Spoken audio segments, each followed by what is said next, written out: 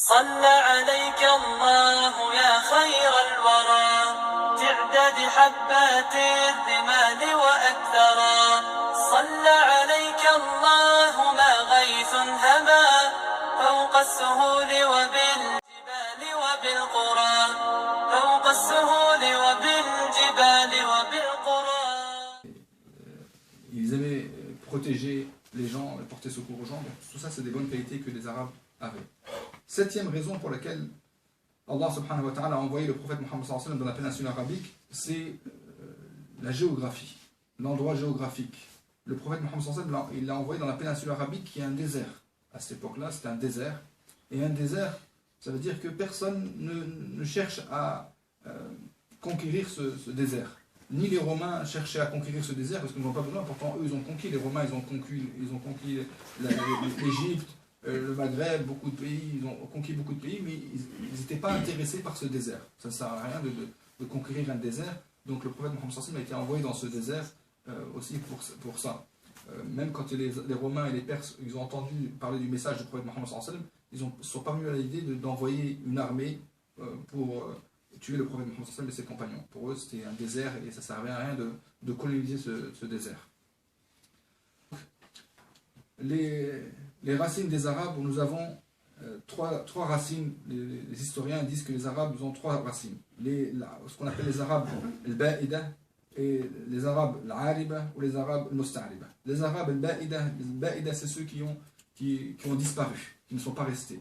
Al-Ba'ida comme le peuple de Ad, le peuple de Thamoud, l'Amaliqa, Jadis, Umaym, tous ces Jurhum al-Oula, Hadramaut, toutes ces tribus arabes ont disparu. Donc ça c'est les premières tribus arabes, les anciennes tribus arabes qui ont disparu, ils n'ont pas de traces, ils n'ont pas de descendants.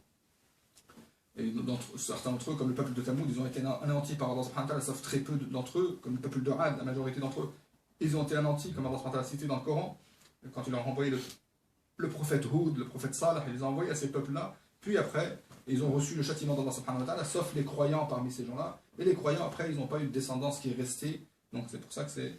on les appelle les Arabes al-Ba'ida, les Arabes qui ont disparu. Puis, les prophètes aussi non, ils sont restés, les prophètes, quand on dit leur descendance, ça veut dire Houd. Les prophètes qui sont venus chez Ad et Thamoud, c'est des Arabes? C'est des Arabes, hein. Ad et Thamoud, non. Ad et Thamoud, c'est des Arabes. On parle pas, les Arabes, les prophètes arabes, il n'y a pas que le prophète Mohammed sallallahu alayhi wa sallam, les prophètes arabes. Salih, c'est un prophète arabe. Le prophète Salih, c'est un prophète arabe qui a été envoyé au peuple de Thamoud. C'est dans la péninsule arabique, au nord de la péninsule arabique. Shuaïb, c'était un peu arabe. Donc les prophètes arabes ne sont pas... Il y a des prophètes arabes, bien sûr, et beaucoup de prophètes sont dans la tribu de Israël, des Hébreux, mais ce n'est pas tous les prophètes qui sont hébreux, il y a des prophètes arabes.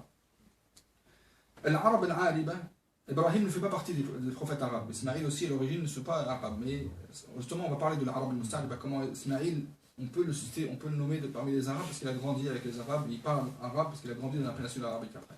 L'arabe al-Ariba, ce sont les arabes qui sont de la descendance de l'homme qui s'appelle Qahtan. Donc, Ya'rab ibn Yahjub ibn Qahtan, ça c'est la descendance de l'arabe al-Ariba. Et c'est tous les arabes qui vivent dans le sud, au Yémen, ceux qui vivent à Médine, l'Aous al-Khazraj, les arabes de Médine, l'Aous al-Khazraj, et certaines tribus arabes comme ça, mais surtout l'Aous al-Khazraj. Nous avons aussi Jurhum al-Thaniya, ceux qui se sont installés avec Ismaïl alayhi salam. Donc Ismaïl alayhi salam, ça s'appelle l'Arab al-Musta'riba. L'Arab al-Musta'riba, c'est les enfants d'Ismaïl, le fils d'Ibrahim alayhi salam.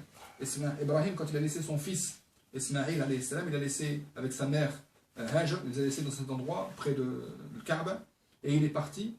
Donc, quand Allah subhanahu wa ta'ala a fait jaillir l'eau de Zamzam, et ce puits qu'on connaît tous, ce puits de Zamzam, quand Allah subhanahu wa ta'ala a fait jaillir ce puits-là, la tribu de Jurhum est passée à côté. La tribu de Jurhum est passée près de Kaaba, et ils ont vu ce puits, donc ils ont demandé à Hajar, est-ce qu'ils peuvent rester à Mecca? Elle a dit d'accord, à condition que c'est moi qui est responsable de l'eau, et vous pouvez vous installer ici. Pourquoi Hajar a dit ça? Parce que Hajar ne voulait pas rester seule. Elle aimait être bien entourée, donc elle a été entourée par cette tribu qui s'appelle Jurhum al-Thaniya. Ils se sont installés à Mecca, Jurhum al-Thaniya. Quand ils ont trouvé de l'eau, au début c'était des nomades qui circulaient, mais quand ils ont trouvé de l'eau à Mecca, ils se sont installés, ils ont dit maintenant on a de l'eau pour notre bétail, donc ils ont décidé de s'installer à Mecca. Et Ismaïl alayhi salam, Allah subhanahu wa ta'ala nous raconte son histoire dans le Coran, et comment Ibrahim alayhi salam est venu lui rendre visite plusieurs fois. La première fois, il lui a rendu visite et il a vu dans son rêve qu'il devait l'égorger. Donc il lui a dit, je dois t'égorger, j'ai reçu l'ordre d'Allah de t'égorger, parce que les rêves des prophètes, c'est une révélation. Donc il a demandé à son fils, il a dit, est-ce que j'ai vu dans mon rêve ceci, cela? Son fils, il a dit, ça c'est un ordre d'Allah, applique-le. Et vous savez l'histoire, comment Allah a préservé Ismaïl alayhi salam, et à la place, Ibrahim a égorgé un mouton. Ensuite, deuxième visite, cette deuxième visite, elle est rapportée par le Bukhari. Cette deuxième visite, quand Ismaïl a grandi, et il s'est marié, et sa mère est morte, il s'est marié avec une femme noble de la tribu de Jurhum. Son père est venu lui rendre visite, mais il ne l'a pas trouvé à la maison. Et il a trouvé sa femme lui a dit, nous sommes dans une situation très difficile, on est très pauvre, on a de grandes difficultés financières. Elle a commencé à se plaindre, et Ibrahim alayhi salam lui a dit, quand mon fils reviendra, dis-lui que je l'ai visité, et demande-lui de changer le pas de sa porte, en fait, on peut dire le pas de sa porte, le palais de sa porte. Alors, quand le mari est revenu, Ismaïl est revenu, il a dit, est-ce que quelqu'un nous a visité? Il a dit, oui, c'est un vieil homme qui est venu nous visiter. Il a dit, qu'est-ce qu'il t'a conseillé, qu'est-ce qu'il t'a demandé de faire? Il a dit, il m'a demandé de te dire de changer le palier de ta porte. Alors il a dit, ça c'est mon père qui est venu me visiter, et il me demande de te divorcer. Une femme qui se plaint comme ça, c'est pour ça que Ibrahim a dit, divorce ça sert à rien de rester avec une femme comme ça. Pourtant c'est une femme noble de Jurhum. Et il a divorcé, il s'est marié avec une deuxième femme, Ismaïl, qui est la fille du chef de Jurhum, le plus grand, le chef de tout Jurhum. Il s'est marié avec elle, elle s'appelle Mudad ibn Amr, il s'est marié avec elle, et quelques temps plus tard, Ibrahim vient rendre visite à son fils, il ne trouve pas son fils Ismaïl alayhi salam, mais il trouve son épouse lui dit, on est bien, on a tout ce qu'il nous faut, on n'a pas de problème, on a tout ce qu'il y a. Et il lui dit, qu'est-ce que vous avez comme nourriture? Elle lui a dit, nous avons de la viande. Il lui a ramené de la viande sec, parce qu'ils avaient un peu de viande sec, ce qu'on appelle qaddi, un peu avec un peu d'eau, elle lui a présenté ça. Et Ibrahim, il a fait dua de baraka. Ibrahim, il est connu de demander le baraka. Quand il demande à Allah le baraka, Allah fait le baraka dans ce qu'il demande. Alors il a demandé que Allah donne le baraka dans l'ahm et dans l'eau. Et alhamdoulilah, Allah a répondu au dua de Ibrahim alayhi salam, et le baraka dans l'eau et dans la viande se trouve chez Mekwa. Maintenant, si tu vas à Mecca, la viande, tu peux manger un mouton entier, tu ne t'arrives à rien du tout. Pourtant, manger beaucoup de viande, c'est très mauvais pour la santé. Mais que à Mecca, c'est quelque chose de spécifique à Mecca, comme elle a été citée. Bon, puis,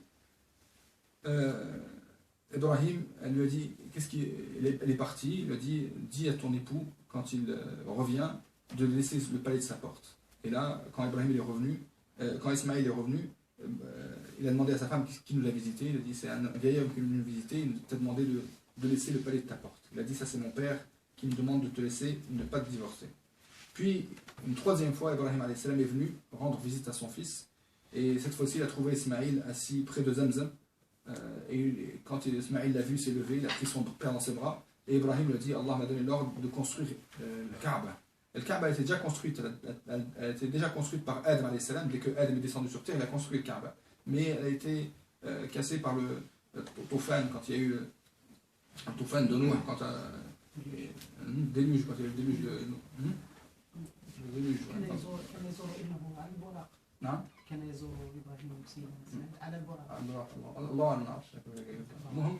est venu rendre visite, et il a reçu l'ordre de reconstruire le Kaaba sur les mêmes piliers que Adam alayhi salam a construit. Donc il a reconstruit le Kaaba avec son fils Ismaïl. Son fils Ismaïl, c'est lui qui donnait les pierres à son père, et son père a construit le Kaaba. Il a fait l'adhan aux gens pour qu'ils viennent au Hajj. Il a appelé les gens à venir au Hajj. Et son adhan, jusqu'à maintenant, les gens vont au Hajj avec ce adhan que Ibrahim a fait. Il a fait l'adhan, nous ne l'a pas entendu, mais subhanallah, nous avons cette envie d'aller à la maison de Allah, le Kaaba. Et Ismaïl avait 12 enfants. Tous les enfants, les descendants de Ismaïl, les 12 enfants, ils se sont éparpillés un petit peu dans le monde entier, dans Shem, dans le Yémen, en Égypte, un petit peu de partout, les enfants de Ismaïl, sauf des enfants d'Ismaïl, des descendants d'Ismaïl sont restés dans la péninsule arabique. Les enfants, les descendants de Nabit et Qaïdar. Nabit et Qaïdar, c'est le seul qui sont restés dans la péninsule arabique.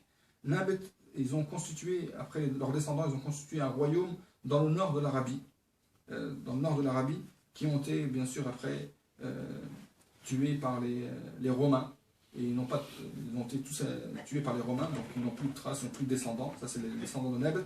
Et les descendants de Qaïdar, Qaïdar, ses enfants sont restés à Mecca. Les descendants de Qaïdar sont restés à Mecca jusqu'à Adnan, jusqu'aux descendants Adnan. Et Adnan, c'est le 21e grand-père du prophète Mohammed sallallahu alayhi wa sallam. Donc le prophète Mohammed sallallahu alayhi wa sallam, il a une chaîne de parents jusqu'au 21e. Et entre Adnan et Ismaïl, tous les parents qui entre Adnan et Ismaïl, on ne connaît pas leur nombre, on ne connaît pas c'est qui, leur nom. Et tous les noms qui ont été cités par les historiques, il y a beaucoup de divergences entre les historiens. Et le prophète Mohammed sallallahu alayhi wa sallam dit les gens de Nasab mentent. Et c'est pas vrai ce qu'ils disent. Donc il a dit, moi je suis le fils de Adnan, et bien sûr Adnan c'est le fils de Ismaïl, mais entre Adnan et Ismaïl, les noms n'ont pas été appris. Mais entre Adnan, entre le 21e grand-père du prophète jusqu'au prophète Mohammed, tous ces noms ont été appris, et on a une chaîne de noms, donc on va citer à peu près tous ces noms-là jusqu'au prophète Mohammed, mais on rentrera après dans l'histoire du prophète Mohammed. Donc on commence par le 21e père qui s'appelle Adnan, et on descendra après Ma'ad, Nizar, Mudar, Elias, Mudrika, Khuzayma, et ainsi de suite. Et certains de ses grands-parents ont été cités dans des hadiths du prophète Mohammed. Et vous allez voir que certains de ses grands-parents ont une grande importance chez les Arabes.